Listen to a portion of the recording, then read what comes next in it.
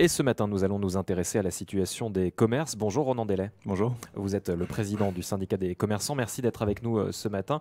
Première question, comment se sont passées les fêtes de fin d'année dans ce contexte particulier que connaît la Nouvelle-Calédonie depuis le 13 mai, on peut le dire? Alors, le mois de décembre est toujours le mois capital de l'année pour un commerçant. C'est celui qui permet de générer le maximum de trésorerie, de vente, où on voit le plus gros afflux de clientèle. Donc comme tous les mois de décembre, ça a été le meilleur mois de l'année. Néanmoins, on constate des baisses significatives par rapport à l'année dernière. Quand vous parlez de baisse significative, vous avez des chiffres, déjà des premiers retours? Les premiers retours que l'on a, cela oscillerait entre 30 et 40% de baisse du chiffre d'affaires par rapport à N-1, comme on dit, l'an dernier. Le gros souci, c'est que déjà l'an dernier, nous étions en plein constat de baisse importante et significative, de l'ordre de moins 30 déjà. Donc en fait, finalement, si l'on regarde la Calédonie depuis 2 ans et le commerce en général, c'est plus de la moitié du chiffre d'affaires qui est perdu par les commerçants et c'est très inquiétant pour la suite. Est-ce que tous les secteurs d'activité, tous les secteurs géographiques sont logés à la même enseigne ou est-ce qu'il y a des disparités au niveau des commerces, peut-être certains qui s'en sont mieux sortis que d'autres? Alors, depuis les événements du mois de mai, on a quand même observé lors de la reprise des mouvements de clientèle un petit peu différents. Il y a eu des destructions de centres commerciaux, de magasins, où je pense à des secteurs comme Païta ou le Mont d'Or qui est coupé. Naturellement, la clientèle s'est rendue dans des coins qui sont plus sécurisés. On a l'impression que le centre-ville de Nouméa a repris un petit peu de couleur, même s'il est toujours en perte de vitesse. Le sud, voire des quartiers comme Dambéa avec Kenwin qui a disparu. Il reste un shopping, un centre commercial là-bas qui a pu tirer un peu mieux son épingle du jeu. Mais tout ceci ne sont pas des signaux encourageants. C'est-à-dire qu'on voit uniquement une clientèle qui se dirige là où elle peut aller. Ça a rabattu les cartes au niveau répartition des consommateurs, mais sans plus. On note réellement de toute manière une perte évidente de clientèle depuis le début de cette année. Aujourd'hui, le placement d'un commerce géographiquement est essentiel pour pouvoir s'en sortir? Oui, maintenant, l'idée était de pouvoir, parce que en plus les axes de circulation de Nouvelle-Calédonie sont compliqués. Je travaille sur le centre-ville. Je sais que pour partir de la ville le soir et se rendre chez soi, que l'on habite à Païta ou autre, les embouteillages sont importants. Donc il est important d'avoir une proximité en fonction du Grand Nouméa avec des commerces et de bonne taille. C'est le cas avec l'ouverture qu'il y a eu récemment à Païta, il y a Dambéa, il y a le sud, donc la répartition n'est pas mauvaise. Je pense, cela dit, aux Mondoriens qui, eux, restent coupés malgré tout d'une certaine manière, avec un impact psychologique très fort pour eux, avec cette route qui reste un problème majeur à régler. Et on parle de 14 000 personnes qui habitent là-bas, ce sont des consommateurs, et en ce moment, les consommateurs, même comme les Mondoriens, que l'on ne voit pas dans nos commerces, nous impactent également beaucoup. Est-ce qu'il y a eu quand même une sanctuarisation du budget fête qui s'est peut-être reporté sur le Black Friday ou autre, avec des habitudes de consommation différentes sur d'autres types de biens peut-être pour ces fêtes? Probablement, parce qu'en fait, en ce moment, l'impact, alors on parle même plus de vie chère, là, on parle de pouvoir d'achat. Le pouvoir d'achat a été grandement impacté depuis le mois de mai, avec des milliers de personnes en chômage partiel, plus de 20 000, avec une perte significative de leurs revenus, qui impacte naturellement leur pouvoir d'achat, et bien évidemment des personnes mises au chômage, qui là n'ont plus les moyens même de pouvoir gérer peut-être des traites au quotidien qu'ils ont. Donc évidemment, des achats non nécessaires dans des commerces divers et variés passent au deuxième, voire au troisième plan. Et lors du Black Friday, avec des remises, les gens veulent toujours tout de même anticiper pour Noël. On a eu l'impression d'avoir fait un bon Black Friday. Mais on ne vit pas en tant que commerçant sur des remises commerciales. La marge nous fait vivre. Et étant en Nouvelle-Calédonie si loin de tout, avec des circuits d'acheminement des produits qui sont très longs, un commerçant en Nouvelle-Calédonie a du mal à vraiment rentabiliser son business avec de fortes remises. Il y avait une forte attente évidemment sur le mois de décembre, vous l'avez dit, c'est le mois le plus important. Ça n'a pas permis finalement de rattraper, de refaire de la trésorerie après une année très compliquée? On ne rattrapera jamais ce qu'on a vécu cette année. L'année a été catastrophique.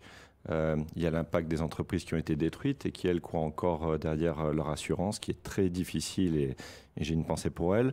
Les entreprises qui n'ont pas été détruites ont été fortement impactées, certaines encore pires peut-être parce qu'en fait elles ne touchent rien. Pas de fonds État, pas d'assurance et leur chiffre d'affaires, elles le voient quand même divisé par deux. Donc on ne rattrapera pas cette année et je pense que nous en garderons les stigmates pendant très longtemps.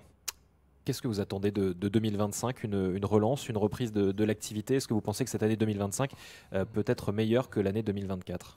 2025, C'est difficile de se projeter parce qu'en fait, on a une visibilité, on a l'impression à une semaine en Nouvelle-Calédonie. La solution viendrait de nos élus politiques, d'un accord, de maturité politique et de responsabilité de leur part. Malheureusement, il faut bien l'avouer, nous ne la voyons pas venir. Et tout est conditionné à cela. Nous attendons, nous, société civile, nous avons d'ailleurs fait des propositions fortes avec le MEDEF, le Monde économique et NCECO auprès des politiques, 140 pages de dossier avec des propositions de relance économique, fiscale, sur la santé.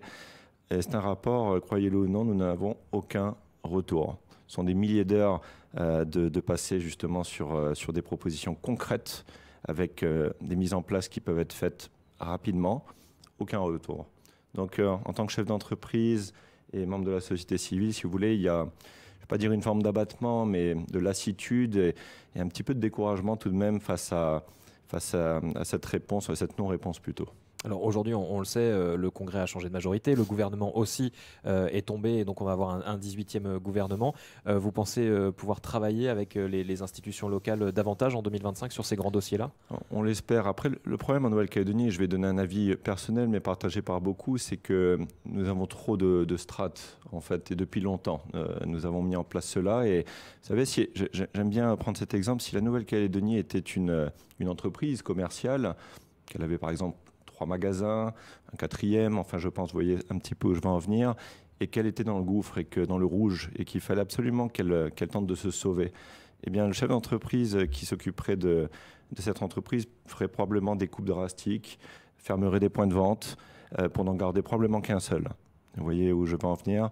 Eh bien, c'est ce qu'on attend de nos élus en Nouvelle-Calédonie, qu'ils fassent preuve de responsabilité, de maturité, pour pouvoir déjà sortir de cette situation de rouge intégral au niveau économique, où maintenant nous n'avons jamais été autant dépendants de la France qu'aujourd'hui, et où la France d'ailleurs a des difficultés à pouvoir nous aider plus que ce qu'elle nous aide aujourd'hui, ce qui n'est déjà pas assez. Donc nous attendons des élus bien évidemment un rebond, et la maturité est certainement une forme de courage politique. Quels sont les grands chantiers pour le syndicat des commerçants en 2025? Il y a l'accompagnement aussi des entreprises, vous parliez des assurances à l'instant. Quels sont les grands chantiers? Nous continuons à essayer d'épauler au maximum nos adhérents du commerce, ceux qui sont en difficulté au niveau des assurances, au niveau juridique. Certains peuvent être amenés à fermer. Il y a énormément d'entreprises commerciales en ce moment qui se mettent en sauvegarde. Ce sont des procédures qu'il faut pouvoir expliquer. Et le syndicat des commerçants, tout comme la CCI ou les adhérents MEDEF, peuvent vraiment aider les entreprises. Et je le remarque, bien souvent, elles ne savent pas trop où elles en sont et que faire. Et je leur dis, si elles nous écoutent, qu'elles n'hésitent pas à contacter justement notre organisme ou la CCI où tout le monde est adhérent pour pouvoir avoir des conseils avisés justement sur la meilleure marche à suivre pour elles pour tenter d'être sauvegardées et de pouvoir relancer l'économie lorsque la Calédonie, nous l'espérons, reparte. Vous parliez, Ronan Dellet, tout à l'heure en début de cet entretien, des entreprises qui ont dû fermer directement à l'issue du 13 mai pour parce qu'elles ont brûlé, elles ont été pillées, etc. Il y a aussi ces entreprises qui souffrent. Vous parlez de procédure de sauvegarde. On sait que c'est une période de 6 mois pendant laquelle on essaye de remettre l'entreprise sur les rails, mais ça peut se terminer aussi par des liquidations. Vous craignez que 2025, on ait comme ça beaucoup d'entreprises qui ferment? On en a déjà eu beaucoup l'année dernière et avant. Au rythme où l'on va, avec l'arrêt du chômage partiel. Alors même il a été prolongé de 6 mois, mais on ne sait pas trop comment nos élus comptent le financer. Avec l'arrêt du chômage partiel, ça va être un impact supplémentaire sur les commerces. Et bien évidemment, on peut craindre encore plus de fermetures. Quand à une réouverture de commerce, il y a 2 points. Soit l'assurance premièrement joue le jeu et ça permet au commerce de se relancer. Mais il faut surtout que le chef d'entreprise ait envie de se relancer dans un pays comme la Nouvelle-Calédonie qui ne donne aucun gage serein au niveau à venir. On ne peut pas relancer une activité commerciale ou économique quelle qu'elle soit avec 2 semaines de visibilité. Et j'entendais le chef de notre ex-chef de gouvernement il y a quelques semaines dire que les Calédoniens ont besoin de 3 ans de visibilité. Nous n'avons pas besoin de 3 ans de visibilité, nous en avons besoin de 30 minimum. 3 ans, on ne fait rien même avec 3 ans. Donc il faut que les élus prennent conscience de ça et nous donnent des certitudes pour qu'on puisse tenter de relancer la Nouvelle-Calédonie, être de nouveau attractif aussi et faire revenir du monde. Parce qu'il faut savoir qu'avec les départs également et le marché microscopique sur lequel nous nous trouvons déjà depuis longtemps, le secteur commerce était déjà en difficulté avant. Là, il n'est plus en difficulté, il est en mode survie. Alors, il y a évidemment ces discussions avec les acteurs locaux, il y a aussi les discussions avec l'État. On le sait, juste après le 13 mai, il y a eu cette mission reconstruction, beaucoup de liens avec les acteurs économiques. On a eu une instabilité aussi politique en métropole. Comment se passent aujourd'hui les discussions? Est-ce qu'aujourd'hui, on a un interlocuteur au niveau de l'État pour les chefs d'entreprise? Non, aujourd'hui, nous n'avons plus d'interlocuteurs. Nous en avons eu pendant longtemps. Évidemment, la dissolution à l'Assemblée nationale a été un coup dur pour nous, hein, c'est une évidence. Aujourd'hui, nous n'avons plus d'interlocuteurs. Les dernières discussions que nous avons eues, d'ailleurs, nous ne savons pas trop vers où cela pouvait nous venir. Maintenant, il y a un gouvernement de plein exercice en France avec Manuel Valls et donc le Premier ministre qui, nous l'espérons, vont faire des annonces fortes en Nouvelle-Calédonie. Mais c'est vrai qu'ils ont d'autres dossiers à gérer que les nôtres. Je pense à Mayotte également. Ce sont des dossiers qui sont... il est vital que l'État s'implique à nouveau davantage. Manuel Valls connaît la Nouvelle-Calédonie, espérons beaucoup en tout cas de sa nomination. Il est urgent qu'il agisse. Comment faire encore parler de la Nouvelle-Calédonie? On le sait, il y a eu beaucoup d'émotions au moment où il y a eu ces violences. Aujourd'hui, on a l'impression que c'est un petit peu derrière. Vous avez parlé de Mayotte, etc. Comment aujourd'hui on continue à faire du lobbying en métropole, par exemple? C'est une question là qui va relever beaucoup plus de nos politiques. Déjà, il faudrait qu'ils puissent montrer l'exemple, montrer justement une capacité à s'entendre, parce que vu de l'extérieur, ça fait un peu cours d'école des fois. J'ai pas honte de le dire. Et là, on est dans une période où les politiques doivent vraiment montrer une belle image de la Nouvelle-Calédonie. Je pense qu'il aurait fallu qu'on ait des élections, évidemment, pour repartir sur des bases nouvelles. C'est un avis personnel, mais je ne suis pas venu pour faire de politique, mais la politique est liée à l'économie en ce moment.